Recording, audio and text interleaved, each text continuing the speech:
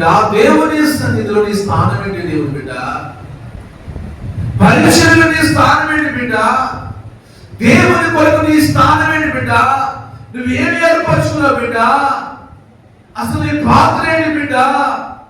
నిజంగా చెప్తున్నాను, ఇక నుంచి అయినా నువ్వు బలిపీఠన దగ్గరకు రా, ఆయన నివాసమునకు ఆయనకు దగ్గరగా రా. ఆయన ఏర్పరచుకున్న, ఆయన కోరుకున్న ఈ స్థలములో నీకు ఒక స్థానం సంపాదించుకో. ఏమే ఒక స్థానాన్ని సంపాదించుకో, ఆ స్థలము నీకని కేటాయించుకో, ఆ ఏర్పాటు నీకని, అదిగో ఆయన నివాసములో నీకంటూ ఇదిగో అని ఏర్పరచుకో. ఏమే ఏది గొప్పదో తెలుసా? ఏర్పాటు గొప్పది. ఏది గొప్పదో తెలుసా? ఆయన నివాసం గొప్పది. ఏది గొప్ప తెలుసా? ఆయన కోరుకున్నది గొప్పది.